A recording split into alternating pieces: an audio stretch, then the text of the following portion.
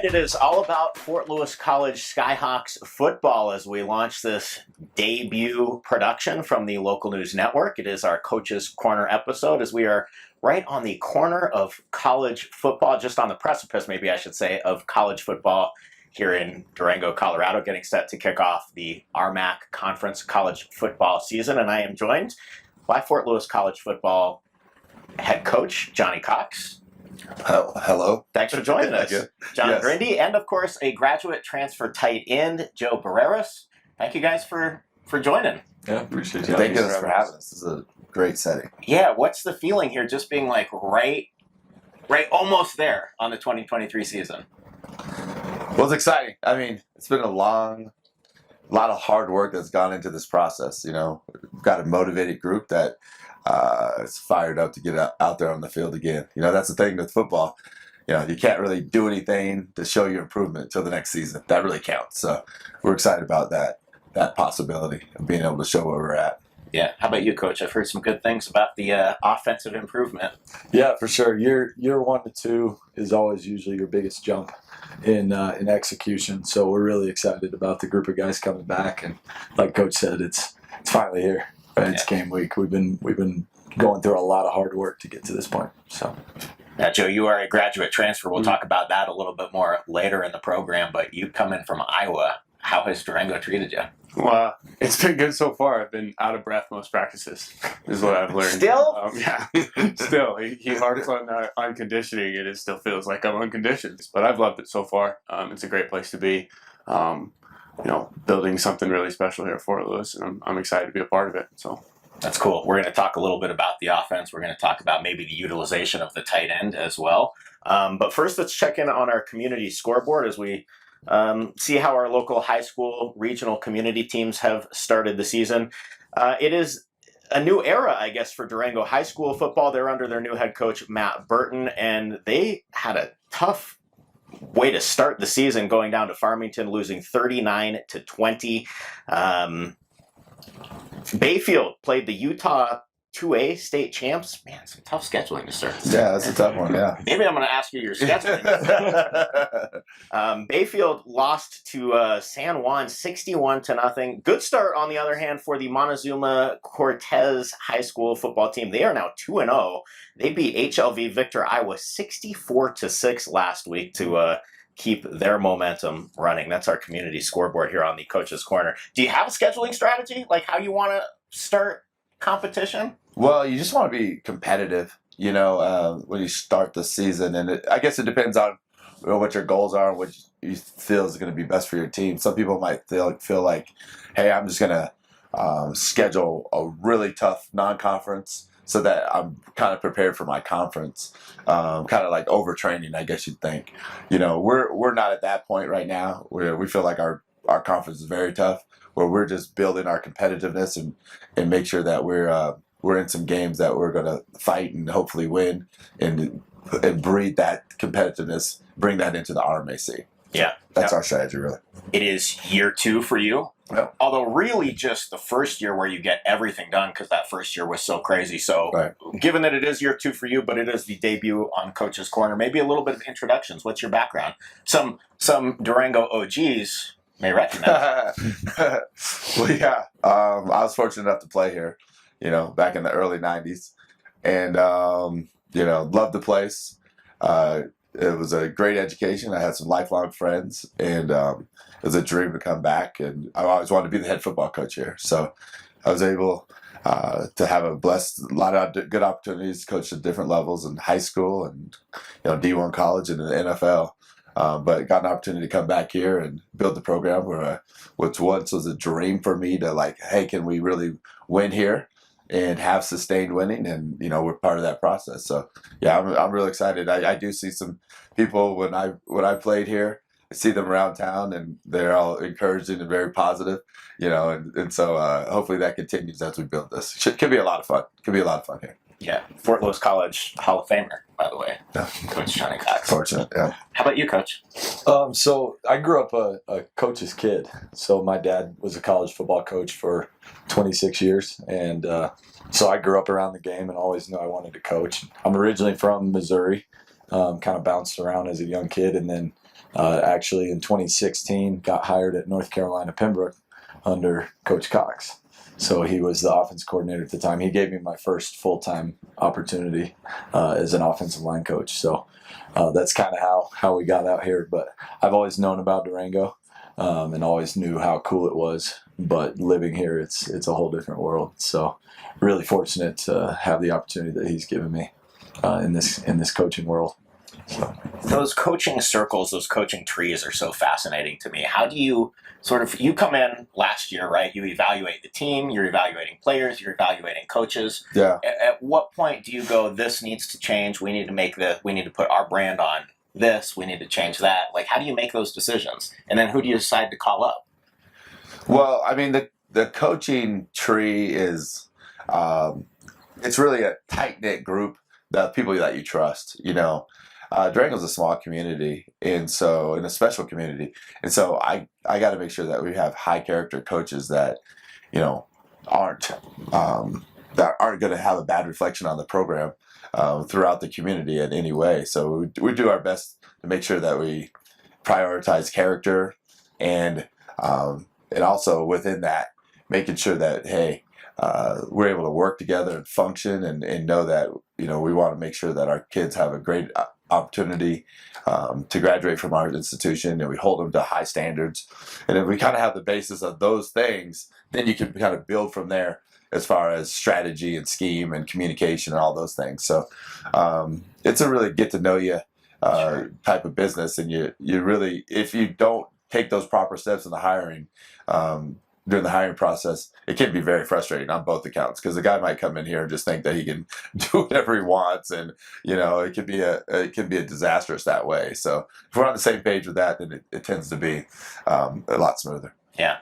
All right. Excitement is high. Believe it or not, the football season is just a couple of days away, and we're going to get into that. We're going to talk meat about football after the break as you listen in on the local news network, Skyhawks Coach's Corner.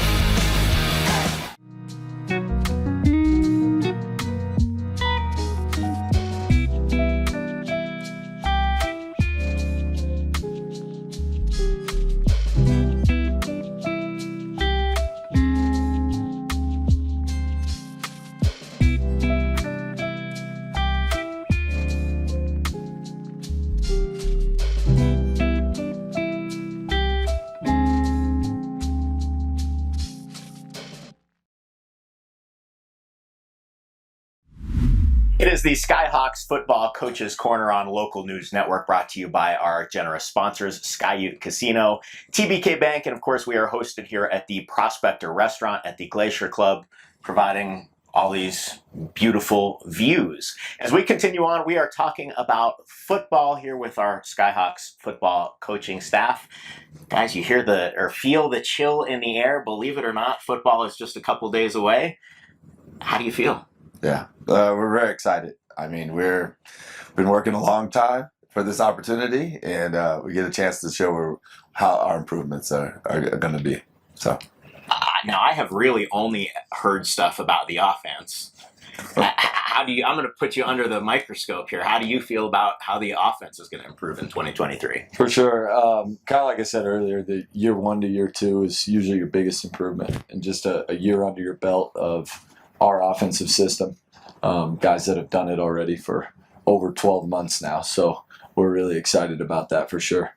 It's one of those things guys will just stick to kind of the grind of it. And hey, we're just continually practicing those same things over and over and try to perfect those and really master our craft. So we're excited to see them get out there and perform.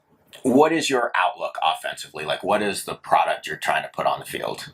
So we call ourselves the tough playmakers, right? We want to be kind of a tough-nosed offense and, kind of perceived that way, but also the ability to get the ball to to guys that can go make plays for us. So that's kind of our philosophy.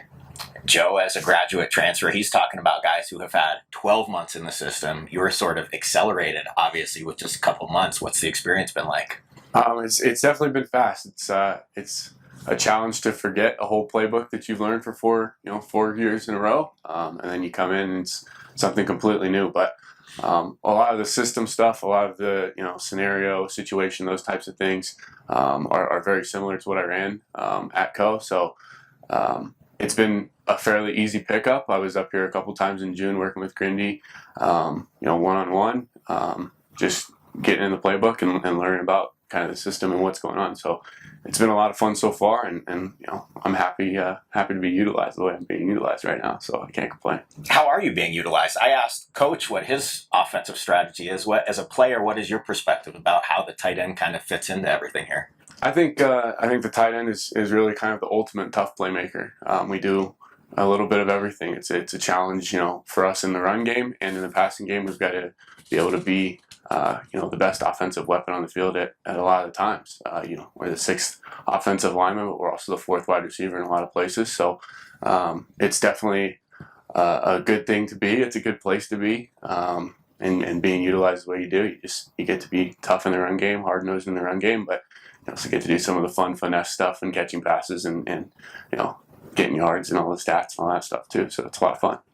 I'm not a football guy. I didn't play growing up, but I love that sort of chess match, the sort of linebacker versus tight end, because you talk about being the hybrid, doing everything. Do you like that element of the tight end? I mean, we're in this era of football where like both the tight end and the linebacker are changing so dramatically. Mm-hmm. Do you like sort of being that old school, do everything, block, catch, be a part of the run game, drag across the middle, all that stuff? Yeah, absolutely. It's a lot of fun. I try to kind of model my games after, guys like George Kittle and Travis Kelce, who are two of the best in the league. And, they're kind of doing it the old school way of, pounding guys into the ground and catching 20, 30-yard touchdown passes. So it's a great position. And the way it's being utilized in today's game is amazing. So it's enjoyable. Now, we are looking at a schedule here for Fort Lewis College, which starts with a big road trip. We're getting ready to go out and play William Jewell College in Liberty, Missouri. Tell us a little bit about the logistics of that trip. Do you schedule differently for a long trip like that than you would than like a typical RMAC conference game? Yeah, well, because of the distance, that is the variable really. And so, actually we're trying something new this year where we're leaving at 7:00 at night and drive through the night and then hopefully get to the hotel about 2 or 3 in the afternoon on Friday, and then kind of sleep the rest of that day and try to get meetings and walkthroughs and stuff like that, and then go to the game the next day. We in the past we've left it like a long time. Say for a long drive we might leave at 3 a.m, and we just found that kids don't sleep before they get on the bus, so they're really that's when they're starting the process, and they don't get that good night of sleep. So hopefully they get all situated in their bus seat, and and they're able to comfortably relax and sleep through the night that way. And that's D2 football. That's what it is. Those are some of the greatest memories I have from going all the way to Montana and playing cards the whole time and laughing with those guys. And you don't really know how special it is. You don't do it anymore. Sure. Say like that was a lot of fun. So yeah, those guys are gonna have that opportunity this year to spend some time on the road and get to know their teammates. Every time I think college football head coaching is like all about logistics, then you take it one step further and tell me you're worried about the sleep schedules of 20-year-olds. Yeah, that's very true. Yeah, it's kind of funny how those things are. Like they're so, hey, we got to let them, rest this much. And like, well, I don't know if they're actually asleep at 9. That at least I wasn't when I was in college. But all those studies are saying things like that. So I'm hoping that we can preach to these guys that at least try to sleep on that bus so they can have a good day. Yeah. All right, so we're looking at 2 on the road. First, William Jewell College, which went 2-9 last year in the Great Lakes Valley Conference, and then at Arizona Christian University, a little bit closer to home. Coaches, what do we know about these 2 programs? Good programs. William Jewell is in the middle of I guess they're building a new stadium. So we're actually playing them at a local high school because they're redoing everything. So I feel like there's a resurgence in their program as far as I think they've made some really good commitments in the last few years to make sure that they're building their program the right way. And they're 3 years into, I think their head coach was there for 3 years, and he kind of was building it up, and he left. And so then that he left, and they promoted the offensive coordinator. So it'll be interesting to see, how the progression continues. But they're a good team. They know what they're doing. They're sound.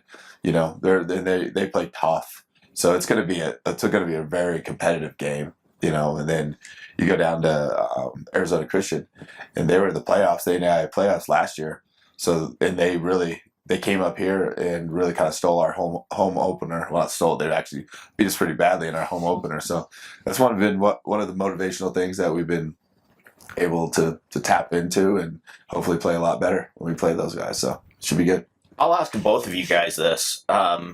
Given where you are in the rebuild, year 2, it is really the first full year you've had. When you go down and play a school like William Jewell, is it a lot of film study and how we're going to attack them, or is it really about implementing what you're trying to do as the Skyhawks? Well, I mean, we got to play our brand of football. We got to play our style of winning football, and so that doesn't matter who you're playing against. But we can't have turnovers. We can't have foolish penalties. We got to communicate well, and all those things are based on our ability, as a football team. So we need to continue to get to that level in order for us to play our best. So it's really about us. But we do have to make sure that our schemes are solid against what they're trying to do, and we're able to match things so that we can have a chance to line up and play well and be able to compete well in the game. So all those are variables. But I mean, I feel like last year some of our foundational things weren't at the level that needed to be. So hopefully we've improved on that and gives us a chance to compete every single week. How about for you, Coach? How much is prep versus sort of install? Yeah, so kind of piggybacking, Coach. I'm naturally a scheme guy because coaching offensive line, there's so many factors that go into playing different defenses. But ultimately, in the first 2 to 3 weeks of a season, it's usually the team who's not making mistakes that comes out on top. And they're able to play their brand, like Coach Cox is saying. We want to come out and play really physical football and make sure we're doing things our way and not having self-inflicted wounds, so to speak. So you could ask Joe about it. We talk about our keys to success all the time, and it's all about protecting the football and taking care of business in those aspects. Cool. Well, we're checking in on Fort Lewis College Skyhawks football on this, the Coach's Corner program on Local News Network, brought to you by Sky Ute Casino and TBK Bank. We do want to remind you we are here at the Prospector Restaurant at the Glacier Club. They are open to the public for breakfast, lunch, and dinner in obviously a fantastic setting. Now I'm going to go down the line here. Guys, what will this first 2 weeks tell you? Oh, man. You got to start with me, huh? I guess. I think it tells us just a lot about how our football program has progressed in the last 12 months, like we've been talking about. I think there's an opportunity for us to be a really good football team this year. And when adversity strikes, I think in any football game adversity is going to strike. It's just going to be how we respond and how we've grown in kind of that aspect of the game. So I think it'll tell us a lot about who we are going to be and who we want to be. And then if we have to make changes to that, then we're going to get after it and make changes. So. Yeah, I think it's going to tell us a lot about the work that we have put in. I tell guys this all the time, that football is the best sport because you really can't cheat it. You have to put the work in the off season, in the weight room and in the film room and on the practice field. So I think that's probably the biggest thing it'll tell me is how hard we've been working, and we have been working very hard. Yeah, I'm similar to these guys. I feel like it's going to be able to tell us, hey, how big of a jump do we make, and how close are we to being where we need to be. We want to be one of the top teams in the conference, and so these 2 weeks will kind of set us up to start our RMAC scheduled after these 2 weeks, and we can know where we need to improve to accomplish our ultimate goal. So it's a process. We hope that the process is quick. We'll see. We'll see. We'll be able to tell that within these first 2 weeks. Yeah, wishing these guys luck as they head out on the road, first to play William Jewell College in Liberty, Missouri on the 2nd of September. Then they're going to be in Glendale, Arizona for a contest against Arizona Christian on the 9th. And Coach talks about RMAC conference play. That will start right here at home in Durango against New Mexico Highlands University on the 16th of September. And we're going to be right back here on the 12th to talk about the start of your season and maybe those upcoming games. And you're welcome to join us, by the way, at the Prospector Restaurant at Glacier Club. We will film here on the 12th, beginning at 9 a.m. Until the next time, you're watching Local News Network, Coach's Corner.